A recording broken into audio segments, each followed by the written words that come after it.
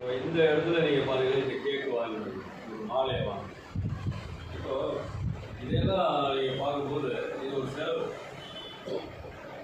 இந்த செலவுக்காக எத்தனையோ பேர் வந்து ஒரு 1000 ரூபாய் 1000 ரூபாய் போஸ்ட்டு சரி இரவு நாள் கஷ்டப்பட்டு கண்ணை முடிச்சு ஒரு நபருக்காக இதை செய்யணுமா,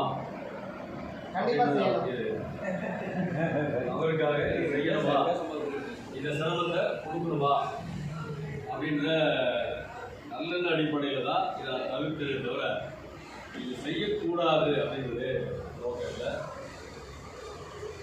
இருந்தாலும் கூட இன்னைக்கு நான் வர ஐடியாவே இல்லை. அதுக்கு ரெண்டு காரணம் வரதுக்கான ரெண்டு காரணம் என்ன அப்படின்னு கேட்டிங்கன்னா, நாங்கள் இந்த பர்த்டே பற்றி யாருக்கிட்டையும் நான் பேசுகிறேன். பொருளாளர் பொதுச் செயலாளர் வந்து எந்த நிர்வாகிகள் வந்து இந்த நிகழ்ச்சி பற்றியும் நான் கொண்டாடுங்க, நான் கலந்துருக்கேன் அப்படின்னா நான் சொல்லலை. எனக்கு ஏன்னா இது வேண்டான்றதுனால நான் நார்மலாக தான் இருந்தேன்.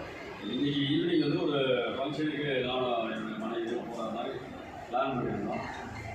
இன்றைக்கி காலையில் அகிலாண்டி ஃபோன் பண்ணுறேன். ஆனால் எங்களுக்காக கண்டிப்பாக வரணும் அப்படின்னு அகிலாண்டி வந்து ஃபோன் பண்ணுறேன். அப்போவும் நான் வந்து யோசனை தான், சரி உங்களுடைய அன்பான அழைப்பு சொல்கிறாங்க அப்படின்னு ஒரு மனசுக்கு விழுந்துருச்சு. அதுக்கு அடுத்தது வந்து நம்ம செல்வாசன் அவரும் என்ன பண்ணுறாரு, இல்லை நீங்கள் கண்டிப்பாக எங்களுக்காக வரணும் அப்படின்ற வார்த்தையாக அவர் போகிறார். இந்த ரெண்டு பேரும் பேசும்போது தான் என்னுடைய மனைவி வந்து ஃபோனில் கேட்குறாங்க. கேட்கும்போது என்கிட்ட என்னன்னா ரெண்டு பேர் வந்து ஸ்பீக்கரில் போட்டு பேசுவோம். நான் இப்படி வச்சு பேச மாட்டேன், இப்படி தான் பேசுவேன். அப்படி பேசிக்கிட்டு இருக்கும்போது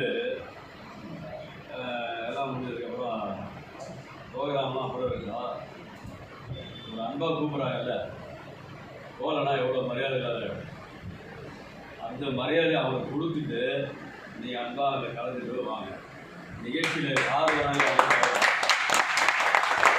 அன்பாக 2 பேர் இருந்தாலும் நீங்கள் போய்ட்டு அதில் கலந்துக்கிட்டு நீங்கள் வாங்க.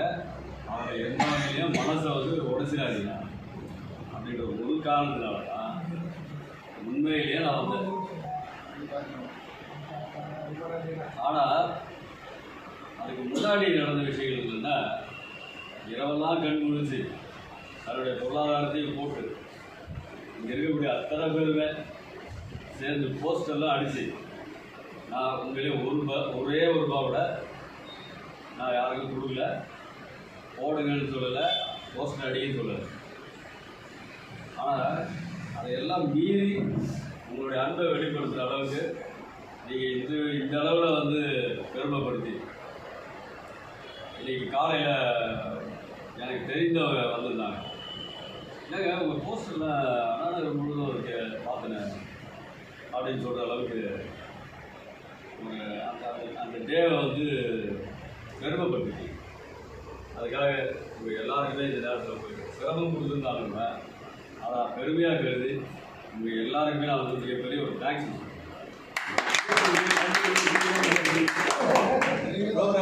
ரெகுலராக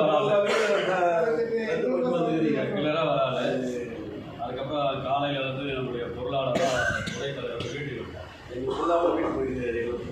எனக்கே சொல்ல, எனக்கு திடீர்னு பார்த்தா இவர் ஒரு நடமாட்டம் இருக்கு, இது நம்மால் மாதிரி இருக்கிற ஒரு ஆளை நம்மாதோடா அப்படின்ற டவுட்டில் தான் பார்த்தேன்.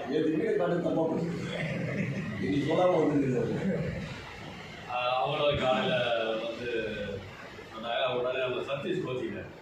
ஏன்னா சதீஷும் அவங்க மனைவியும் காலையிலேருந்தே ஃபோன் பண்ணியிருக்காரு. ஆனால் நான் வீட்டுக்கு வரேன் இருக்கேன். எனக்கு என்ன பிரச்சனைனா, அவர் இருக்கிறது எங்கூர், நான் இருக்கிறது குளத்தூர்.